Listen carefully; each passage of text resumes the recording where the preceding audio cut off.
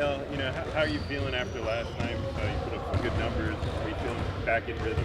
I feel pretty well. I still feel like the biggest thing is just continuing to get used to these guys and my teammates and how they play, and them also getting used to me, and getting more and more comfortable on the floor together. But as far as my rhythm and flow in the game, I feel like I'm doing a pretty good job of competing on both ends of the floor, and that's my main focus going into each game is just go out there and give a full effort and compete on both levels, both sides of the floor, and have fun while I'm doing it. So I feel like in all these games I've been getting more and more comfortable. So last game a little bit more comfortable, but again I'm just trying to continue to learn my teammates and help them learn me. How difficult is that process? Because I know you maybe played with them a little bit before training camp started. Usually you have a training camp to kind of work that out. How difficult is that process to do it in the middle of games? It's as tough as you make it.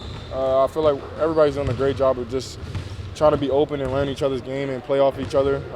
And I just think it's going to take a little bit of time. I think as you're seeing, we're getting a little bit better and better, and we still have pieces out right now. So again, this is going to be something that we got to keep in mind as we're moving forward, that we're always going to be adapting to something new. But the one thing that can't change is our effort and how we play and in the defensive end and how we play. I think if we control those things, we're going to be good. So, again, it's just all about having the right mindset coming in, understanding that it's going to be a process and going to take a little bit of time. But, again, just making sure our effort's there.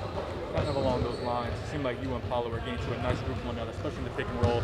You as a ball handler, even him as a ball handler. Yeah. I guess how's that chemistry between you developed the past few games? It's getting better and better.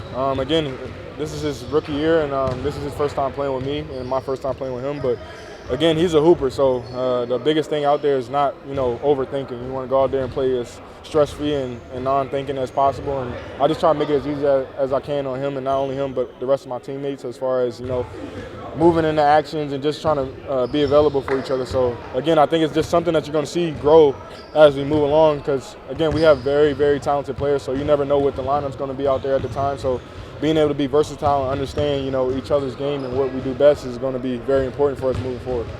What's unique about Paulo as a player, or just being able to operate with him, whether it's a pick and roll or handoff, anything like that? Super big guard, man. He's 6'10", I would say.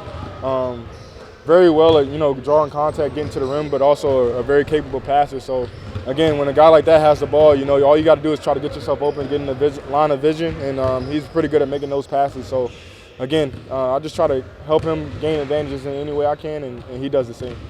How have you adjusted, kind of speaking to that, adjusted to, Paulo's a great passer, Franz is a pretty good passer, when Wendell's in there, he's a pretty good passer. How have you adjusted to try and learn how to play a little bit more off the ball? Just get in the open lane, man, and try to find that open gaps, and also giving them the right amount of space as well. Me being a ball handler, knowing, what it's like when people clog up the paint and stuff like that. So understanding, when to cut, when not to cut, also when to make myself available. I think that's one thing that I'm trying to continue to do, and I'm going to continue to get better as the games go on.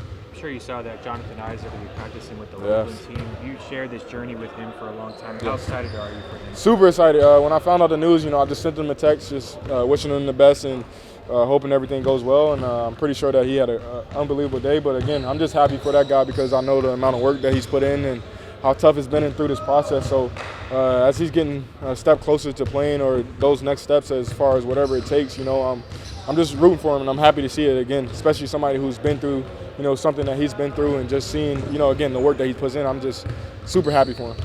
You went down to when you were coming back from your knee injury. Just what did that time mean for you personally? How do you think he could benefit from it? Just with everything, just getting that contact in practice, going against competition, getting your rhythm as far as offensively and defensively, just, trying different things as far as, just getting up and down. So I think, it just, you can feel the energy when you just playing. Playing in the G League, is gritty and grimy, and we have a great organization here, so they do a good job of still high level talent and pushing you. So I'm pretty sure he just had fun, going down there and competing and almost like taking it like a game, and just having fun with it. Nobody likes being on a losing streak like this, but how are you guys kind of keeping the spirits up? How are you guys keeping the focus to try and end this thing? Yeah, just continue to build, man. Just continue to believe in the process. The results will come as long as you continue to come in every day, work as hard as you can, continue to try to learn from the mistakes. The results will come. So, that's what we're all preaching right now, is to not getting down on ourselves, but still coming in with the right mindset, happy, pushing each other to work, and believing in the process.